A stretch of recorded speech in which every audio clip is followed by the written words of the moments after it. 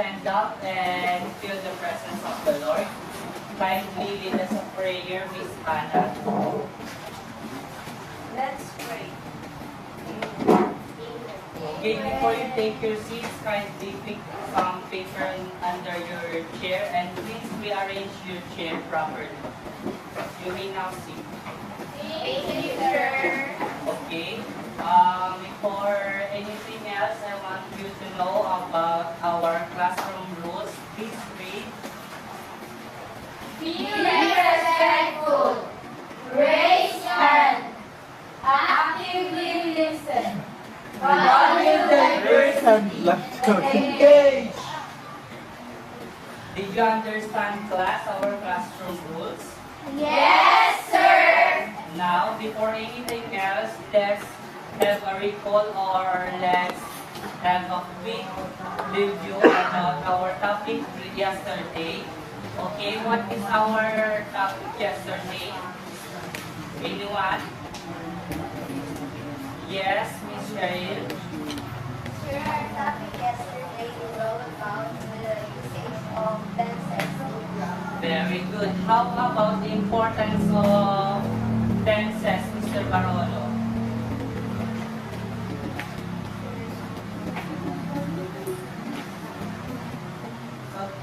The importance of tenses in grammar is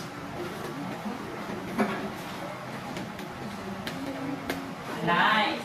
Now, before we proceed to our discussion, let's warm up our minds and let's play fill in the blank.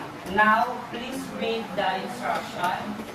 Each group has to choose one player to represent the game and select a quantifier from the provided box and create a sentence based on the chosen quantifier.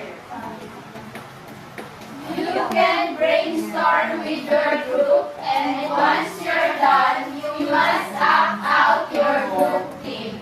The first group to present their answer will receive a point, and for the group who got the correct usage of quantifier will receive an extra point. Now, as what is stated here, that you can brainstorm with your group, and once you're done, you must act out. Ibig ko sabihin, you must act out your things. Like, if, for example, if you are joy group, you must act out your quantifier. And for your quantifier, for example, is Sam, you must act out as a joy. You can say, Sam! Ganyan po. Now, let's proceed. You may now choose your representative and please get your chosen topic here. Cheryl! Ako na! Si Shai.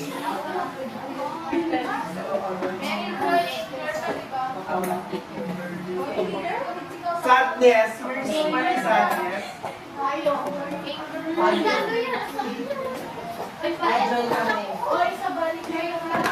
Enjoy kami.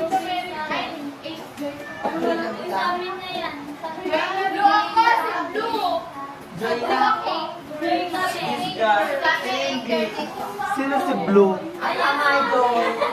Sadness, sadness. Now you may brainstorm and please create your sentences according to your group.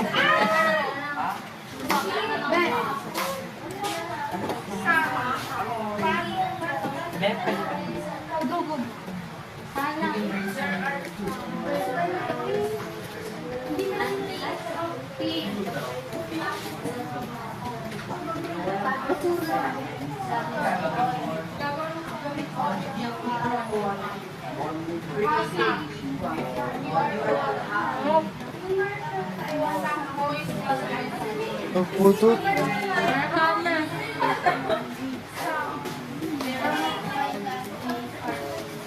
Go team!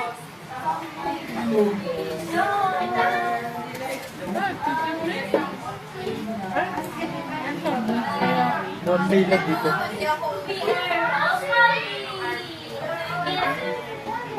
If you're done, if you're done, please attach your sentence here at the board.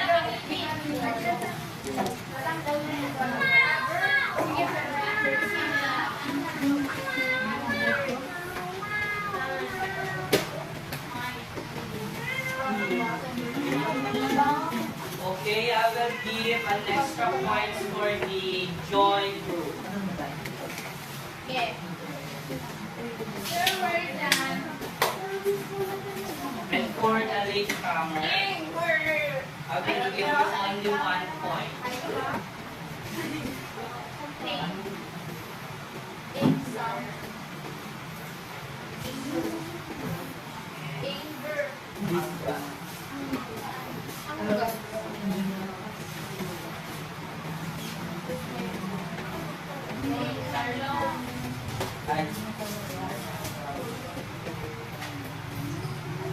Now that is examples of quantifier using all, many, few, and some.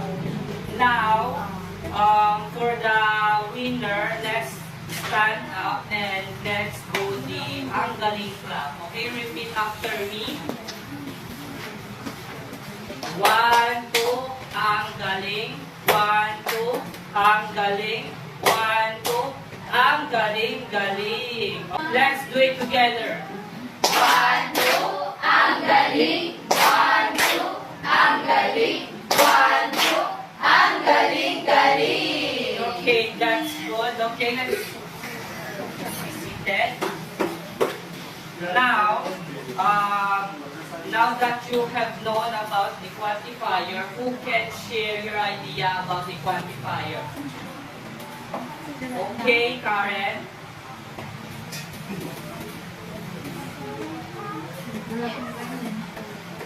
Okay, very good. Now, who have noticed about the quantifier? Yes, Christine. Quantifiers, they are all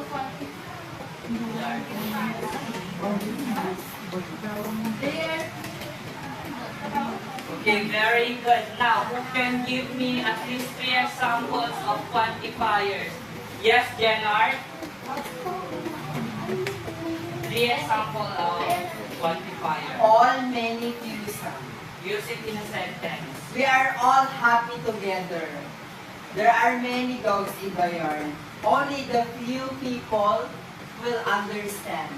Some of my classmates are absent. Now, how do quantifiers help? Whistling version.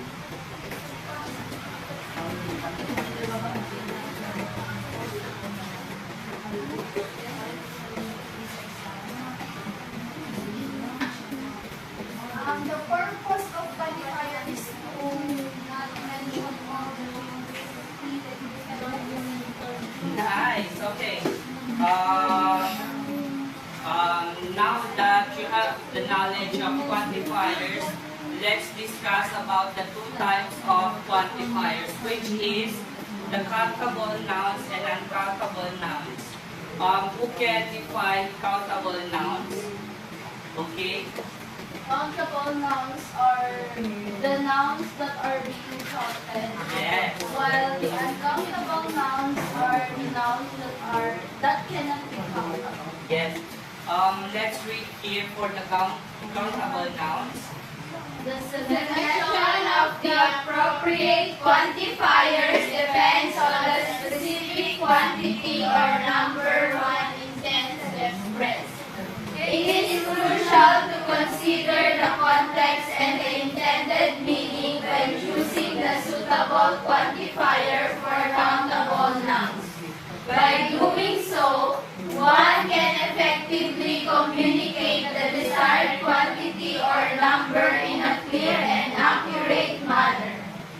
Did you understood, guys? Yes, sir. Now, always remember that countable noun is, it can be counted that distinguish between singular and plural. However, uncountable noun is, it doesn't have plural form and cannot be counted individually. Now, let's have this activity. Please read, class. Look at the image and determine if it depicts countable or uncountable items.